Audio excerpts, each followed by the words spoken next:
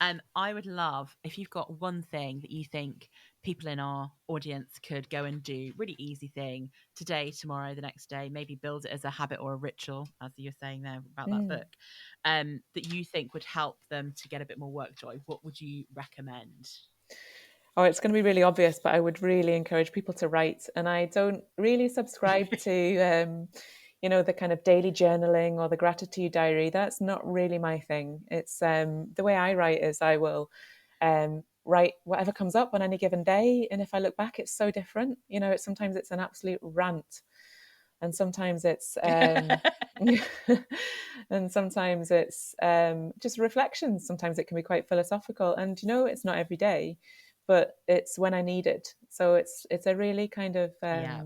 loose and easy habit that I've built up now that is there if I need it, and I do often turn to it.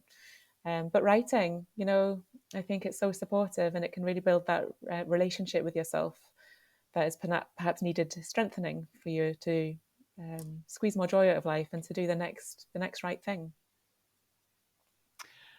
Do you know, also, Ruth, it's so lovely to hear someone say you don't have to do it every day and you don't have to do it in this prescribed way. I think there's a lot of noise in the world, as we all know Yeah, there is on social media and things, of saying, no, you must do a gratitude journal, you must do it every in day, this you must do way. it at 5 Yeah. a.m., you must do, all of these things. And it's so lovely to say, use it when you need it, put That it out there, intuitive sense, building rant that. at it. Yeah, exactly.